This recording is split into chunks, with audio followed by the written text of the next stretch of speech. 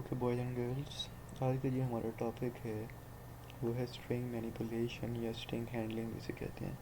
String handling होती क्या है पहले हम उससे बात करेंगे, फिर स्ट्रिंग मैनिपुलेशन फंक्शंस क्या हैं, कैरेक्टर हैंडलिंग फंक्शंस क्या हैं, ये सारी चीज़ें हम देखेंगे।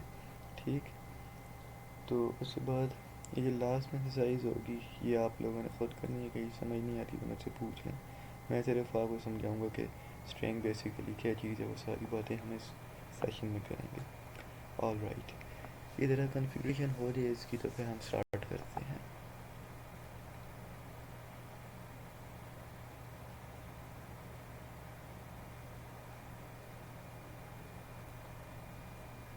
ये वाला जो लेसन है हमारे पास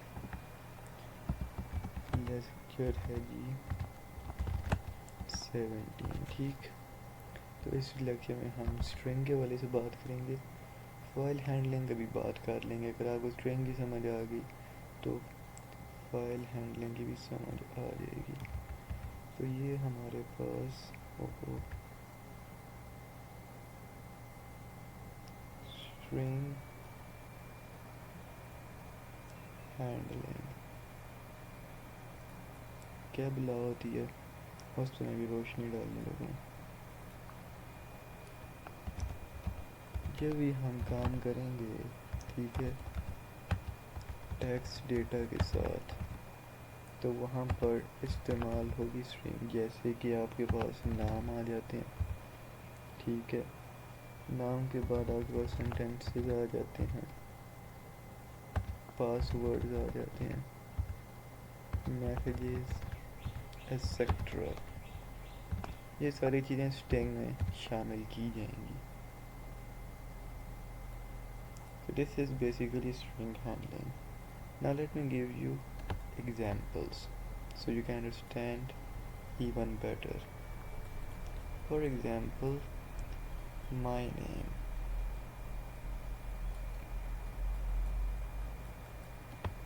Let's just say what is my degree program, BS IT.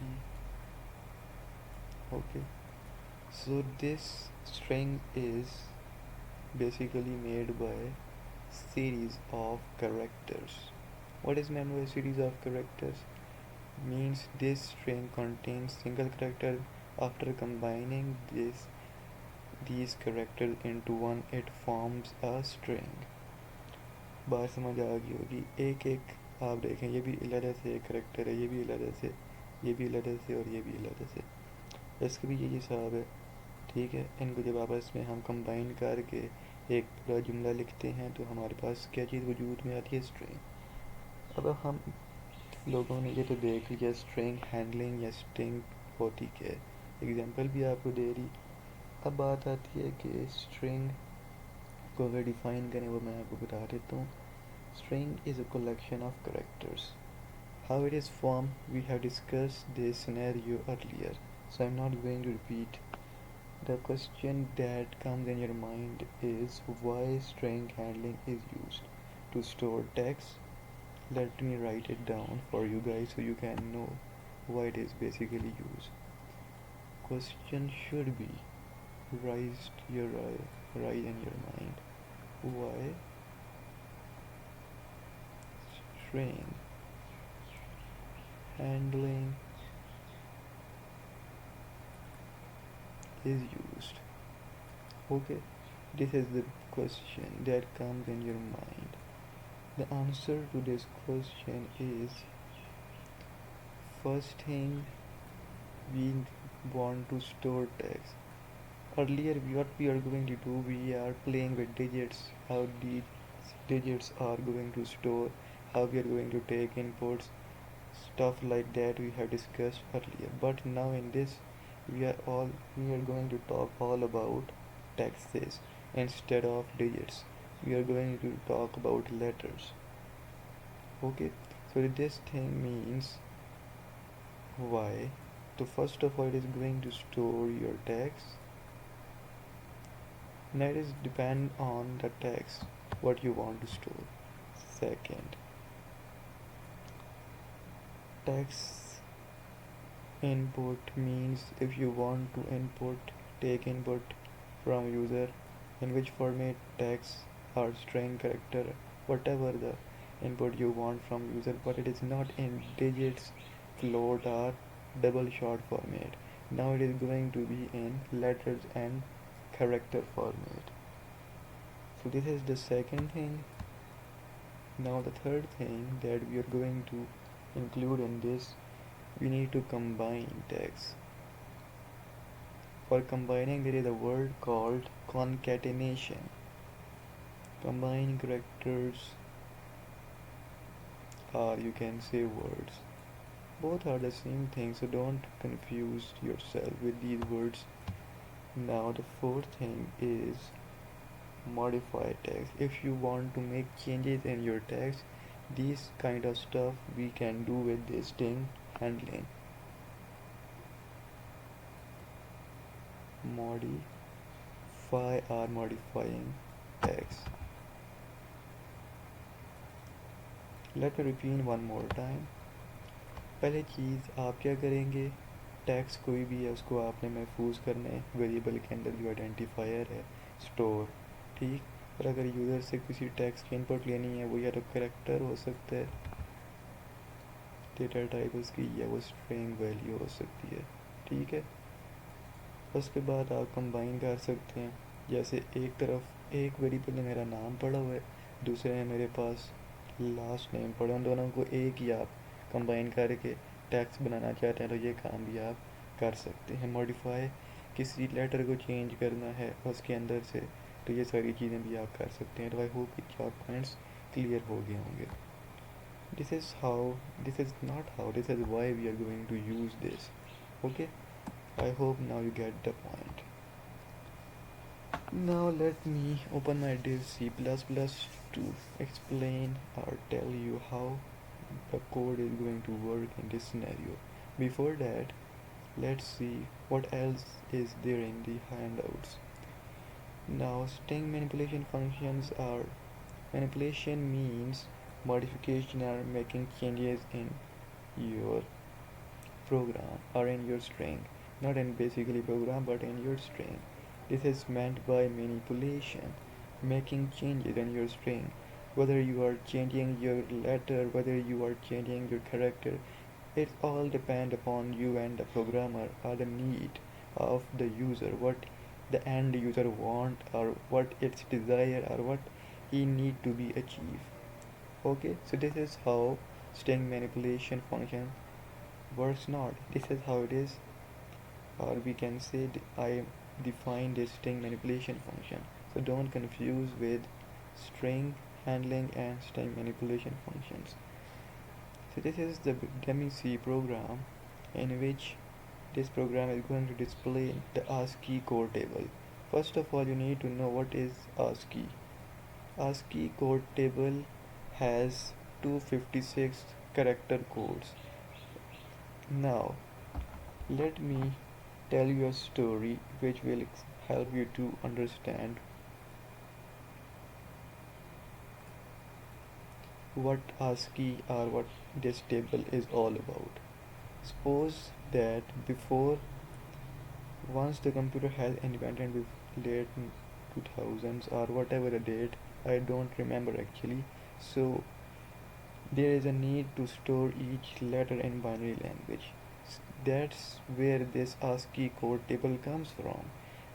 Now they decided to create a table which consists of each letter binary value.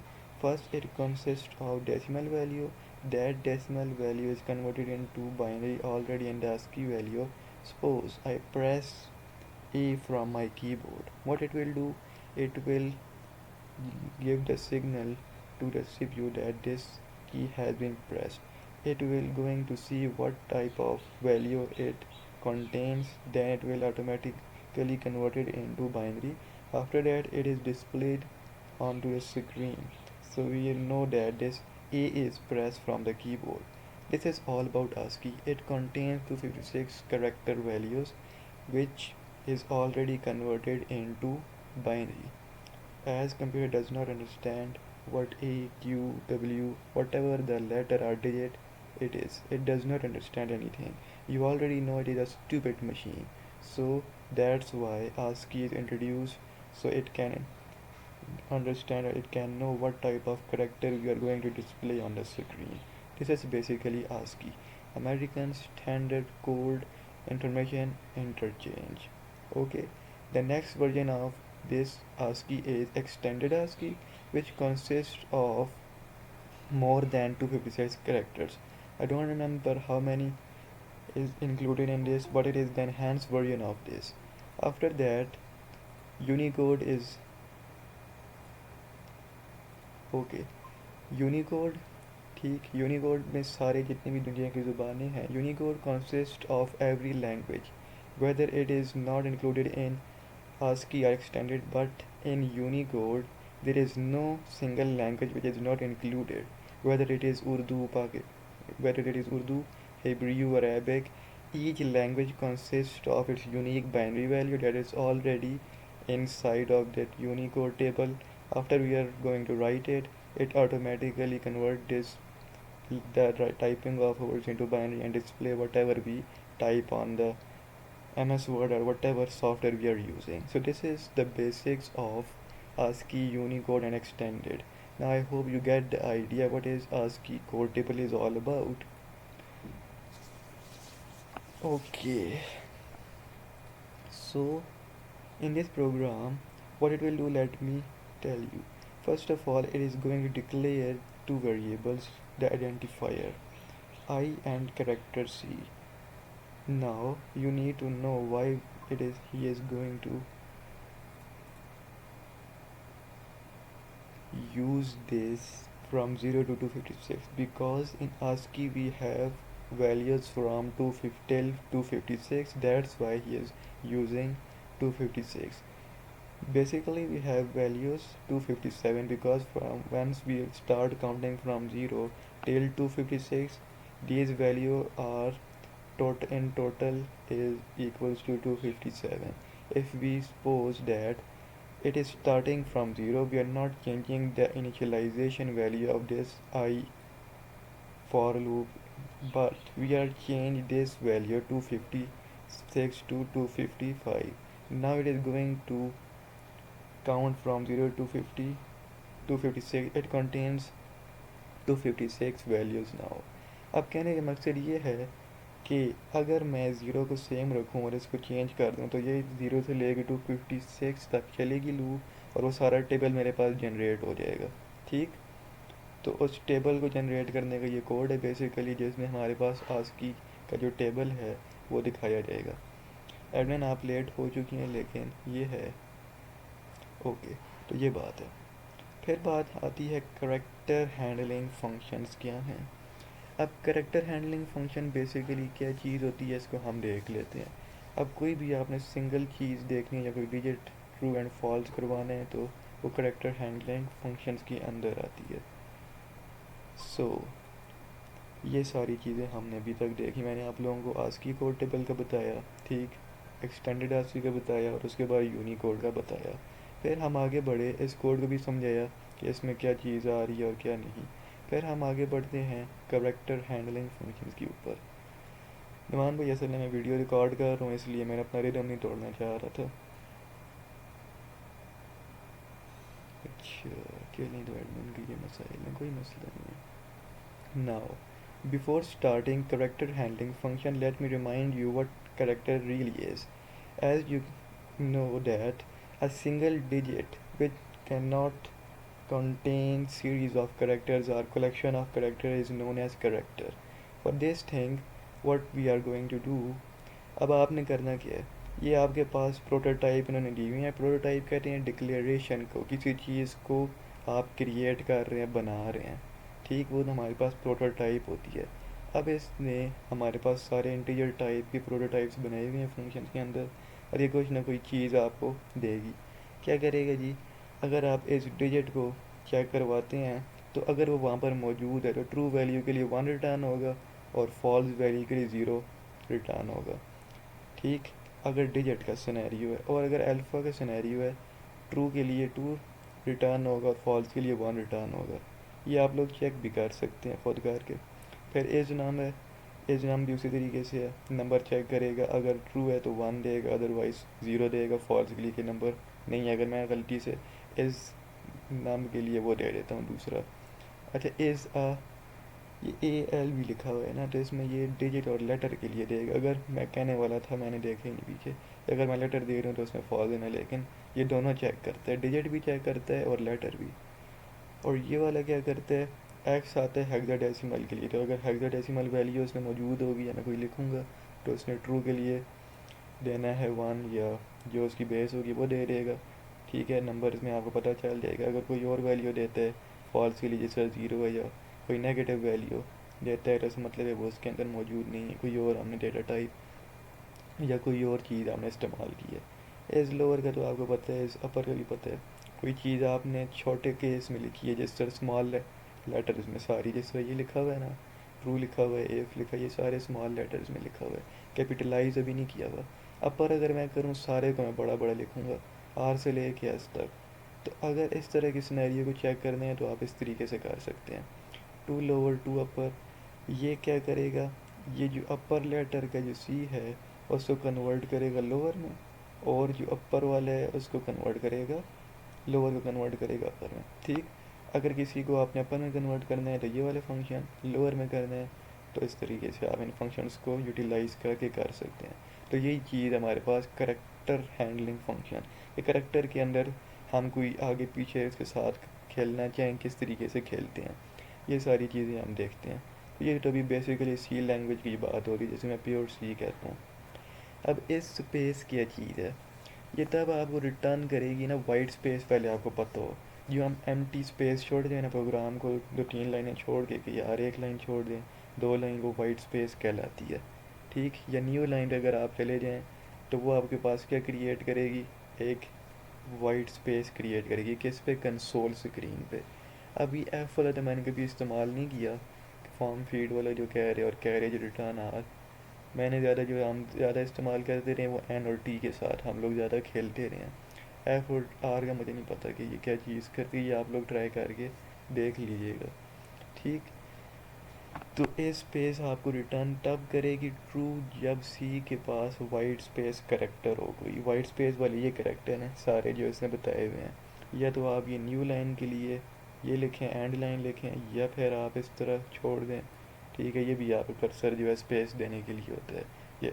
ये वाले अगर आप नहीं इस्तेमाल करते तो वो फॉल्स देता है। तो यही बेसिकली उसने बताया हुआ है। अब इधर क्या रिटर्न किया जाएगा, इज़ कंट्रोल। ये फंक्शन कंट्रोल करेक्टर रिटर्न करता है, और अब मुझे नहीं पता ये कंट्रोल करेक्टर क्या चीज़ होती है, ये मैं आपको वॉइस में बता दूंगा जैसे ये वीडियो अपलोड हो जाएगी। ठीक, फिर ये क्या करेगा, प्रिंटिंग हमारे पास करेक्टर रिटर्न कर देगा। जैसे कोई स्पेस आप प्रिंट करवाना चाह रहे हैं, डिजिट कर रहे हैं या लेटर, तो उस तरीके से ये प्रिंट करवा देगा। प्रिंटिंग लेटर डिपेंड करता है कि वो पैटर्न की शक्ल में किस तरह, वो आप इसे करके बेहतर अंदाज में देख सकते हैं।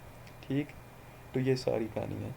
अब इसके बाद इंट टीजर डेटा टाइप तो सेम रहेगी, लेकिन ये जो इस प्रिंट वाला है, सी वैल्यू जो है, प्रिंटिंग करेक्टर में अगर आप ये डालते हैं तो आपके पास क्या वैल्यू आएगी, ट्रू, अगर नहीं डालते तो फॉल्स। इसी तरीके से है, तो ये आप एक दफ़ा पढ़ लें।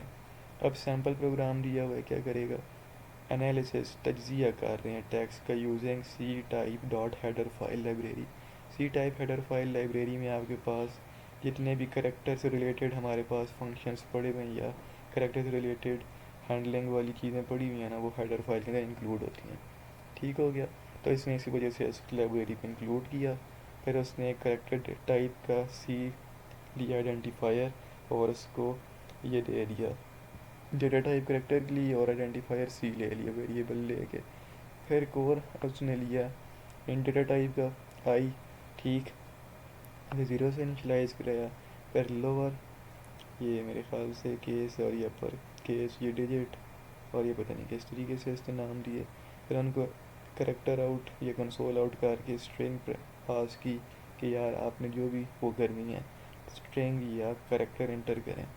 फिर उसका तजिए करेगा वाइल लूप से। अब ये आप उससे भी कर सकते थे, क्या कहते हैं, वाइल की जगह डू वाइल से। ठीक है, तो कहता है अगर ये जो सी है गेट करेक्टर के बराबर आ जाए और वो नॉट इक्वल हो न्यू लाइन के। तो ये जो इज़ लोअर केस है उसको लोअर केस को इंक्रीज़ कर दो, ठीक। नहीं तो अगर ये कंडीशन फॉल्स हो जाती है, ठीक है, तो वो इफ़ वाले पे नहीं जाएगा और डायरेक्ट इन सब को स्किप करके एल्स वाले पार्ट पे ये जाएगा और ये करने के बाद ये सारी चीज़ें होंगी। अगर ये ट्रू हो जाती है तो ये पूरी एग्जीक्यूट होगी यहाँ तक, जब ये ख़त्म हो जाएगी उसके बाद उसने योर टाइप एंड डिस्प्ले, ठीक है। तो इस तरीके से ये फंक्शन काम कर रहा है। Let's see what it is doing. अगर इसको मैं आपको करके बता दूँ कि ये कर क्या रहा है, ठीक। यहाँ तक इसको मैं कॉपी करता हूँ, लाइव आपको दिखा देते हैं।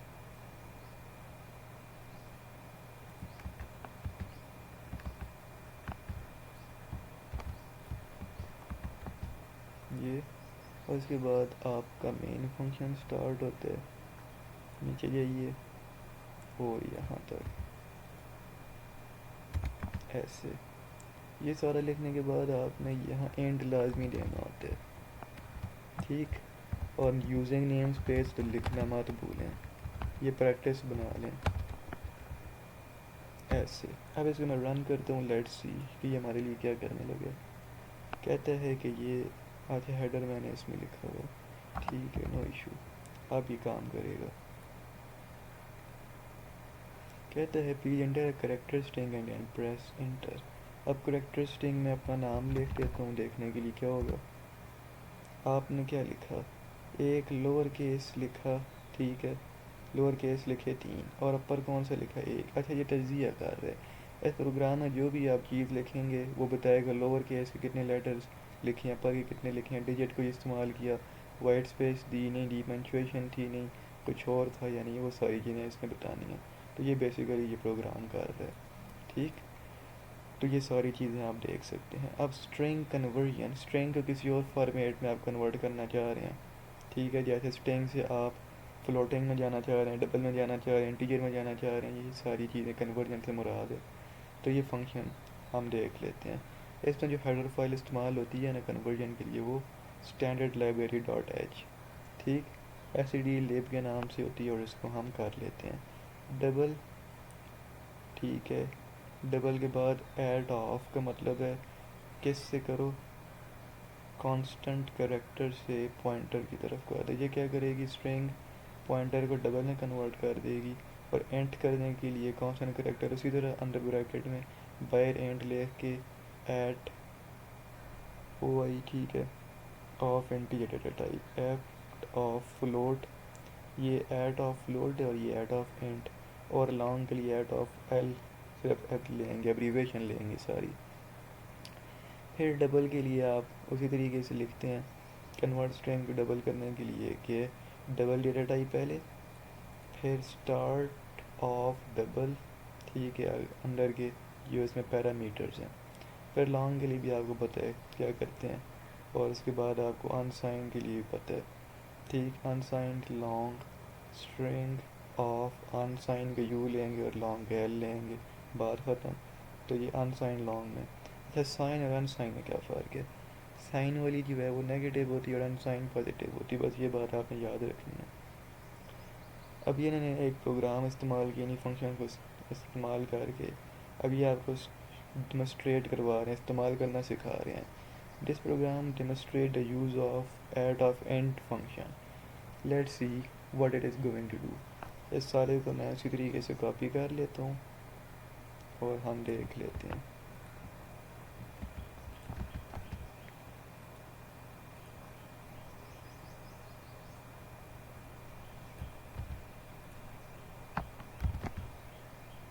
ऑल राइट, द एंड आपने उसी तरीके से लिखनी है।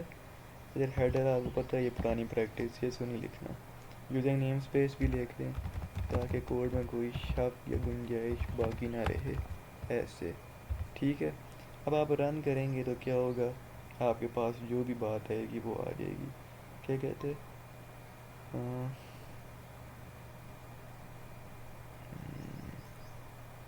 कौन आए, अच्छा आप आए हैं, ठीक। तो ये सारी बात, अच्छा माई एंड उसने रिकगनाइज नहीं किया क्योंकि हमने यहाँ पर सेमी कॉलन जो नहीं लगाया, और इसमें किसी जगह पर एरर भी है, एंटर इंटीजर बिटवीन इतना, तो मैं इस पर 55 लिख देता हूँ। Okay, you have enter this. तो इस प्रोग्राम में बेसिकली हमें इंटीजर डेटा टाइप यूज़र से इनपुट लिया जा रहा है और फिर बताया जा रहा है कि आपने क्या लिखा। तो ये इस प्रोग्राम में बात हो रही थी। अगर मैं फ्लोट डेटा टाइप भी करूँगा तो वो क्या होगा, कौन आया है, सफुल्ला भट्टी। ठीक, तो ये बात थी कि इसके वाले से ये सारे जितने भी वो फंक्शंस मैंने आपको ऊपर बताया कि स्ट्रिंग कन्वर्जन फंक्शन कैसे काम करते हैं। आप काइंडली अपना माइक म्यूट कर दें, video is on recording mode, और सारी चीज़ें फिर रिकॉर्ड हो जाएंगी। तो ये सारी बातें की हमने, फिर इसने थोड़ा सा डेमोस्ट्रेट करवा दिया कि एट ऑफ एंड फंक्शन कैसे इस्तेमाल करते हैं, तो वो हमने देख लिया। बाकी आप लोग इसको देख लें और समझ लें। फिर स्ट्रिंग फंक्शंस क्या हैं। अगर स्ट्रिंग फंक्शंस, आप किसी भी स्ट्रिंग को किसी कॉपी करना चाह रहे हैं, ठीक है, अपेंड कहते हैं ऐड करने को, किसी और स्ट्रिंग में ऐड करना चाह रहे हैं या एग्जिस्टिंग में पुरानी वाली वैल्यू नई वाली वैल्यू उसमें ऐड करना चाह रहे हैं, तो ये सारे स्ट्रिंग फंक्शंस में आएंगे। या सारे मैं बारी बारी बताता हूँ। कॉपी करने के लिए str स्ट्रिंग से लिया, कॉपी का cpy लिया, ठीक, ये इसने पैरामीटर बताए हुए हैं। ये अगर आप ना भी अपनी मर्ज़ी से चेंज करना चाहें तो लिख सकते हैं। करेक्टर डेटा टाइप और पॉइंटर वेरिएबल, तो क्या करेगा, ये जो है पॉइंटर वेरिएबल क्या बताता है कि जो चीज़ आपने वैल्यू रखी है और उसका मेमोरी एड्रेस क्या है, ठीक है। तो उस मेमोरी एड्रेस की जगह ये उसकी जगह पे पॉइंट करेगा कि ये फ़लाँ चीज़ इस पे पॉइंट कर रही है। तो उसके बाद अगर आपने कॉपी करनी है तो कॉपी करके दिखा देगा। मेरे ख्याल से एक डमी प्रोग्राम आपको करके दिखा ही देते हैं। ये स्ट्रिंग वाला आपको मैं करके दिखा देता हूँ। स्ट्रिंग फंक्शन सारा कोड मैं स्टार्टिंग से लिखने लगूँ, ज़रा तवज्जो फरमाइएगा। किसी को अगर समझ नहीं आती तो मुझसे पूछ सकते हैं। अच्छा, कहता है कि स्ट्रिंग फंक्शन में आपने स्ट्रिंग हेडर फाइल भी इंक्लूड करनी है। मैं एक चीज़ और भी ऐड कर रहा हूँ, कंसोल इनपुट और आउटपुट, जिसे कॉने आईओ कहते हैं, हेडर फाइल, ठीक। 3 हेडर फाइल मैं इंक्लूड करूँगा। अब आप लोगों का सवाल ये होना चाहिए कि मैं string dot header file include कर क्यों रहा हूँ। बता देता हूँ, इसलिए कर रहा हूँ क्योंकि मैंने स्ट्रिंग फंक्शंस को इस्तेमाल करना है। किसी फंक्शन को इस्तेमाल करने के लिए उसकी हेडर फाइल लाजमी इंक्लूड करें। अगर मैथ के फंक्शन इस्तेमाल करने हैं तो सी मैथ्स का फंक्शन इस्तेमाल होगा, और इसी तरीके से बाकायदा कोई और काम करना है तो ये सी का उसूल है, ठीक है। हर लाइब्रेरी को आपने इंक्लूड करना है, तब जाके वो वाली चीज़ें आप इस्तेमाल कर पाएंगे प्रोग्राम के अंदर, अदरवाइज़ वो आपको अलाउ ही नहीं करेगा, उसने एरर देना है। तो स्टैंडर्ड लाइब्रेरी करते हैं। फिर उसके बाद हम एक करेक्टर टाइप की स्ट्रिंग्स बना लेते हैं। ये जो मैं अभी चीज़ कर रहा हूँ इसमें कार्य कर रहा हूँ वो मैं आपको बताता हूँ। इससे मैं ये करूँगा कि एक जो वैल्यू है मेरे पास, ठीक है, उसकी एरे की, उसकी मैं कॉपी कर दूँगा दूसरे वाले में, या फर्स्ट वाले में अगर कर दूँ तो ज़्यादा बेहतर रहेगा। एक एरे से दूसरे एरे में आपको कॉपी करके दिखाऊँगा। तो इसको मैं स्ट्रिंग 1 नाम दे देता हूँ, और इसको मैं दे देता हूँ जनाब, अपना नाम दे देता हूँ ऐसे। फिर दूसरी मैं लेता हूँ उसी तरीके से, और इसको मैं नाम दे देता हूँ स्ट्रिंग 2, ठीक, इक्वल्स टू आपके पास आ जाएगा, लेट्स सपोज हम कह देते हैं मोहसिन, ऐसे। अब क्या करना है, ये जो फर्स्ट वाली है इसी को मैं कह रहा हूँ सेकंड वाली को फर्स्ट में आना चाहिए, ठीक। तो वो कैसे करेंगे अब वही देख रहे हैं। कंसोल आउट आपने करना होता है, और फिर आप बैक स्लैश की मदद से न्यू लाइन दे देती हैं ऐसे, और डबल न्यू लाइन का आपने देनी है ताकि 2 दफ़ा नीचे की तरफ जाए। बिफोर कॉपी लिखेंगे, कॉपी करने से पहले क्या होगा, मतलब ऐसे। और आपने सेमीकोलन डालना नहीं भूलना, नहीं तो उसने एरर देना है। फिर आपने क्या करना है, आफ्टर कॉपी वाला लिखना है, ठीक है। दोबारा से ये लिखें एज इट इज़, और इसके बाद आफ्टर कॉपी और कॉलन, ये वाले इन्वर्टेड कॉमा आप यहाँ नहीं बंद कर सकते। अब जाके आप इधर बंद करें कॉमर्स और कॉलन लगा दें ऐसे। अब आपका जो कोड है वो ठीक काम करेगा। ऑलराइट, बिफोर कॉपी से पहले एक लाइन है हो चुका वो मैं लिखने लगा। वो क्या लाइन है, बड़ी इंटरेस्टिंग लाइन है।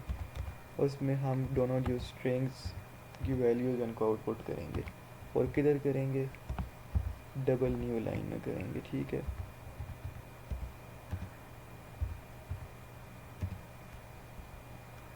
इसके बाद आप क्या करते हैं जनाब, ये लिखते हैं इंसर्शन ऑपरेटर स्ट्रिंग 1 आ जाती है। ये स्पेलिंग आपने सही करके लिखनी है। अगर मैं बड़ा छोटा कर रहा हूँ, मुझसे कोई गलती हुई तो वो प्रोग्राम बता देगा। स्टार्टिंग में अगर आपने छोटी लिखी है तो वेरिएबल के लिए भी आपने छोटी इस्तेमाल करनी है। जिस नाम से आइडेंटिफायर का वो करें ना यार, तो उसी नाम से आपने उसको कॉल भी करना है। ये नाम फिर आप कहेंगे मेरा प्रोग्राम काम नहीं कर रहा। यही वजह होती है कि हम लोग स्पेलिंग मिस्टेक कर जाते हैं। ऊपर छोटा लिखा हुआ होता है, नीचे बड़ा लिख रहे होते हैं ऐसे। अब इसमें हुआ कि मैं बताने लगा हूँ, ज़रा तवज्जो फरमाएं। सबसे पहले क्या होगा, वैल्यू दी जाएगी, ठीक है। डिक्लेयर किया डेटा टाइप बता के, और फिर वैल्यूज असाइन की। फिर न्यू लाइन में लिखा हुआ आएगा मेरे पास बिफोर कॉपी, और जो स्ट्रिंग 1 की होगी वो आ जाएगी नीचे। उससे आगे थोड़ा सा फासला टैब की प्रेस होगी इस तरह, इस फासले के ऊपर स्ट्रिंग 2 की वैल्यू आ जाएगी। फिर दो लाइनें छोड़ के नीचे चला जाएगा और ये लिखा हुआ आ जाएगा, ठीक। दोबारा से मैं इसे कॉपी कर रहा हूँ एज इट इज़, और इसके नीचे पेस्ट कर रहा हूँ एज इट इज़, ताकि सेम सिनेरियो यहाँ पर भी हो जाए। अब मैंने एक कार्रवाई डालनी है। वो कार्रवाई मैं किधर डालूँगा आप लोगों ने देखना है, इस वाले से पहले, आफ्टर कॉपी से पहले मैं इसको कॉपी करने लगूँ। फंक्शन मैं इस्तेमाल कर रहा हूँ स्ट्रिंग और CPU है, ठीक। और ये अब स्ट्रिंग 1 जो डेस्टिनेशन है जिसमें आप करवाना चाह रहे हैं, मैं इसमें करवाना चाह रहा हूँ इसको, तो मैंने ये लिख दी। और उसके बाद कॉमा डाल के स्ट्रिंग 2 लिख देता हूँ ऐसे, और सेमी कॉलन। फंक्शन मैंने कर दिया। अब क्या होगा, अब इसको मैं बुलाऊँगा कैसे, आप लोगों ने लिखना है दोबारा से इसको ऐसे डाल के, दो लाइनें छोड़ के थोड़ा सी वाइट स्पेस भी देना ताकि खूबसूरती भी नज़र आए, फंक्शन का फ़र्क पता चले ऐसे। अब इसे कॉल तो नहीं करना, बस ये यहाँ तक आपने लिख लिया, रन करें जी। Let's see what will happen next. उसने एरर दे दिया कोनियो डॉट एच पे, ठीक है। इसको मैं काट देता हूँ अगर इसमें एरर दे रहे तो, नो वरी। अब उसने एरर दिया है यहाँ पर। एरर इसलिए दिया है कि ये जो मैंने एस्केप करैक्टर का ये वाला है, ये मैंने इस्तेमाल गलत किया है, ठीक। अब इसको मैं वापस दोबारा से ठीक कर लेता हूँ, और फिर हम कोड को रन करते हैं ऐसे। अभी फिर एरर दे रही है कि ये जो ये है, ये आपने इस तरह क्यों लिखा, और आफ्टर कॉपी एंड दिस, ठीक। Cout does not name a type, तो नेम अ टाइप तो मैंने भी नहीं किया। अब इसको एक ही तरीके से ही करने का, बताओ यार क्या गलती हुई है मुझसे, और मैं कुछ नहीं कह सकता। Fix the error please for me.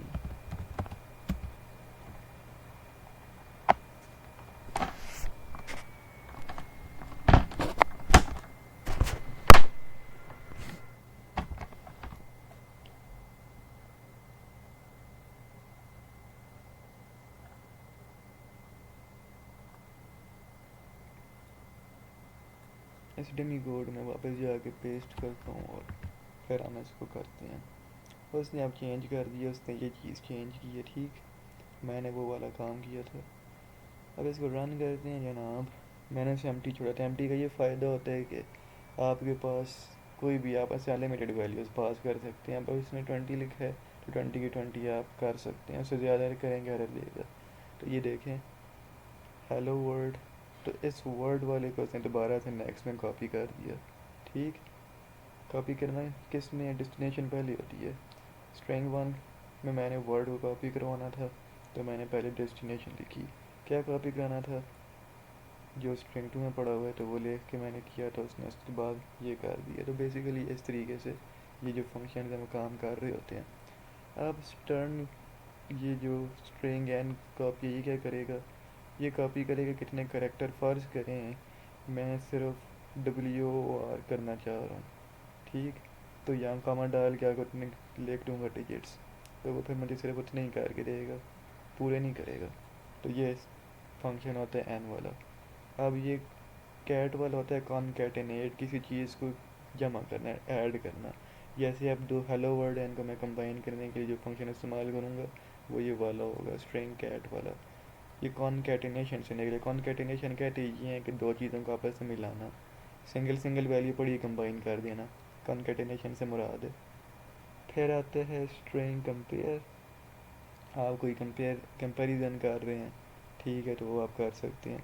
और अगर किसी, जिस तरह ऊपर मैंने बताया कि एन से क्या होता है, एन कैटिनेट उतने जितने नंबर आप रखना चाह रहे हैं उसमें कि सिर्फ ये वाले जो लेटर्स हैं या डिजिट्स हैं वो आ जाएँ, उसके बाद बाकी ना तो उतने आप डिजिट्स लिख लेते हैं, ठीक।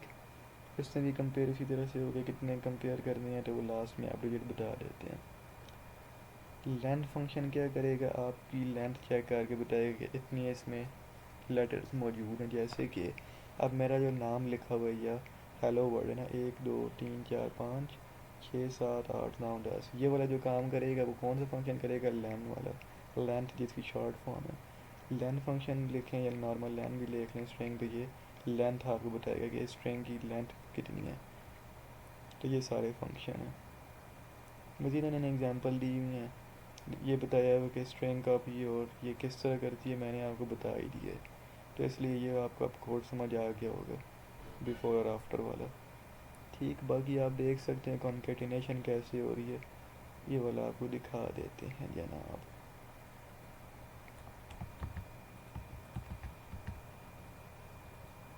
इसलिए ये पुरानी है ना लैंग्वेज, इस वजह से ये एक लाइन वो इस्तेमाल ही नहीं की हुई इसमें, नेम स्पेस वाली, स्टैंडर्ड ऐसे। अब इसको मैं रन करता हूँ, let's see what will happen next. मुझे जैसे शक था वैसे ही हुआ। सही करो यार इसको।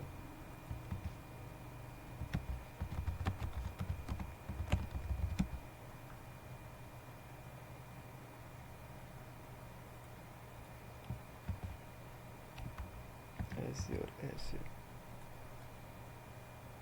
अब वो पूरा एक साथ लिखा हुआ आ जाएगा, वेलकम टू वर्चुअल यूनिवर्सिटी, ठीक। क्या और अभी बात कर लेते हैं। इसने लिखा है पहले स्ट्रिंग 1 में 20 करेक्टर के साथ वेलकम टू 2 4 5 6 7 8 9। कौन है ये, हैं, मैंने मीटिंग ही लेफ्ट कर दी होगा।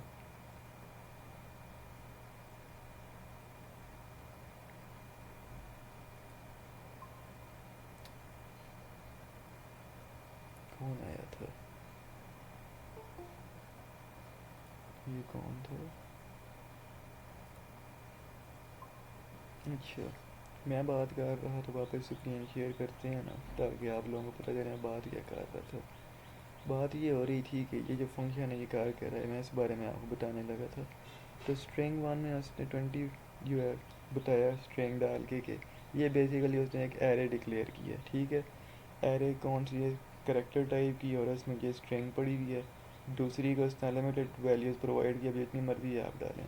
और नीचे उसने वाइट स्पेस दी है जिससे स्पेसेस हों बीच में, ठीक।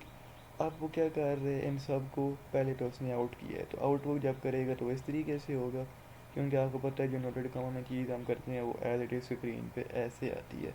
और जो वेरिएबल का नाम हम आइडेंटिफायर करते हैं, तो जो चीज़ आइडेंटिफायर के अंदर पड़ी हुई होती है वो स्क्रीन पे आती है।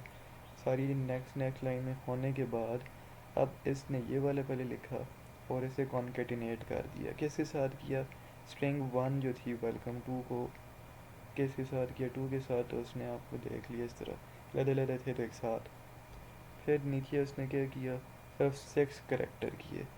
6 इसमें आते हैं 1 2 3 4 5 6 एम तक। तो ये इस तरीके से अगर कोई नंबर आपने करवाने हो ना, पहले आप लिखते हैं वो वाली स्ट्रिंग और दूसरी जिससे आप करवाना चाह रहे हैं, जिसके अंदर करना चाह रहे हैं।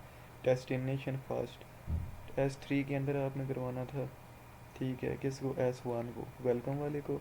और कितने इसके अंदर से लेटर आपने निकलवाने थे, सिर्फ 6, तो आपने 6 लिखा तो उसने सिर्फ एम तक कर दी और बाकी उसने कुछ भी नहीं किया। तो ये होता है एन वाला फंक्शन। कोई भी एन वाला हो, ये एक वाला नहीं है सिर्फ कि इस तरह करेंगे, हर एन वाला फंक्शन ऐसे ही काम करेगा। अच्छा, और जब 7 लिखे तो उसने पूरा कर दिया, 6 लिखेंगे तो सिर्फ एम तक आएगा। तो ये सारे फंक्शन हैं। सर्च फंक्शन अब आ जाते हैं, कोई चीज़ आप ढूंढ रहे हैं, ठीक। स्ट्रिंग कैरेक्टर, तो ये क्या करेगा, लोकेट करेगा फर्स्ट ऑकरेंस। ऑकरेंस कहते हैं जो पहला आपके पास कैरेक्टर मौजूद है वो सिर्फ ढूंढेगा, उसके अलावा इसने कुछ भी नहीं ढूंढना। फिर स्ट्रिंग आ जाता है सी एस पेन, मतलब ये क्या करेगा, लेंथ डिक्लेयर करेगा पहले जो सेगमेंट है स्ट्रिंग की, और कितने करेक्टर पड़े हुए हैं स्ट्रिंग 2 के अंदर वो नहीं बताएगा, सिर्फ स्ट्रिंग 1 के हवाले से बताएगा कि उसके अंदर क्या पड़ी हुई चीज़, उसकी लेंथ आपको बता देगा स्टार्टिंग सेगमेंट की। उसके बाद आपके पास स्ट्रिंग स्पेन एन वाला आएगा कि कितने करेक्टर आप खुद चाहते हैं, कितने मैं काउंट करना चाह रहा हूँ, जैसे वो एन वाला मैंने ऊपर पहले आपको यहाँ करके दिखाया, एज इट इज़ यहाँ लास्ट में आपने स्पेसिफाई करना है कितने मुझे सिर्फ चाहिए, तो वो आपको बताएगा गेम के। और ये जो है पॉइंटर ब्रेक, ये क्या करेगा, ये उसका उल्टा है पहले वाले का, ये लास्ट वाला सिर्फ ढूंढेगा आपके, बल्कि ये वाला नहीं ढूंढेगा, ये नीचे वाला ढूंढेगा। स्ट्रिंग रिवर्स करेक्टर क्या करेगा, लास्ट वाले को ढूंढेगा। ये क्या करेगा, स्ट्रिंग 2 के अंदर से करके देगा आपको, वो क्या कर रहा था, ये फर्स्ट वाले में से कर रहा था, और ये वाला आपको करके देगा कि करेक्टर 2 में कितने हैं, ठीक। ये सारी बातें लिखी हुई हैं। ना हुआ तो उसने आपको नल पॉइंटर रिटर्न करना जिसकी एम्प्टी वैल्यू होगी, स्क्रीन पे आपको कुछ भी नहीं शो होगा।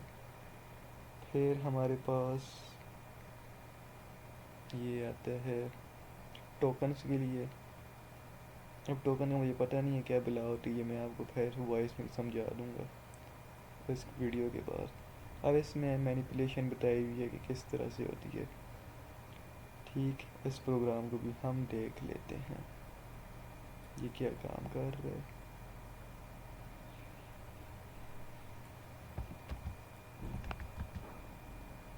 इसके बाद आप जाते हैं नीचे यहाँ तक, और ये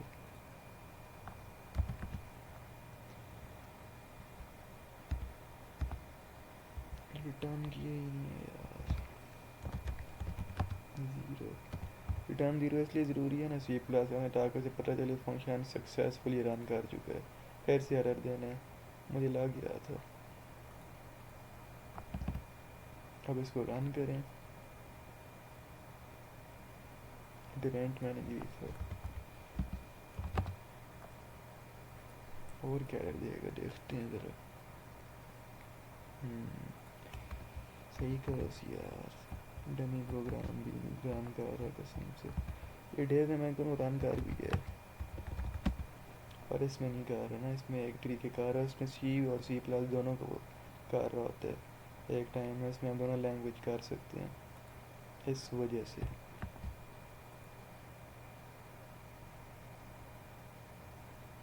अब इसमें ये इस्तेमाल किया है।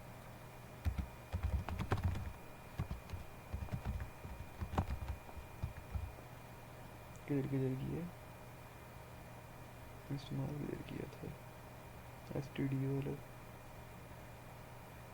15 लाइन पे। हाँ ये ले यार, अब तो तुझे करना चाहिए। तो स्ट्रिंग 1 में आपके पास वही 2 में उसी तरह 3। अब इसकी लेंथ उसने बता दी, फिर दूसरे की, फिर तीसरे की, फिर आपको बताया कि जो नियरेस्ट सिटी है वो कौन सी है, ठीक है। ये सारा प्रोग्राम, और first 7 characters of S1 and S3 are identical, मिलते जुलते हैं, आइडेंटिकल का मतलब है S1 एंड S3, S1 और S3। वेलकम वेलकम एक दफ़ा आया तो 7 आइडेंटिकल ही हुए ना। तो ये बेसिकली इस कोड को उसने लिखा है, और ये सारा कोड उसने कितने लाइन में किए जनाब, ये कोई आया है 43 लाइन्स ऑफ कोड, सिर्फ 1 2 3 4 5 6 7 8 9 10 काम करने के लिए। तो नीचे बढ़ते हैं, अब ये एक्सरसाइजेज आ जाती हैं और लेक्चर हमारा यहीं ख़त्म होता है, ठीक। ये टैक्स फाइल हैंडलिंग, ये फाइल्स वाला मैं आपको कल पढ़ाऊँगा, कोई पेचीदा हो जाएगा मामला। वीडियो को मैं ख़त्म कर रहा हूँ, कोई मसला होता है आप पूछ सकते हैं।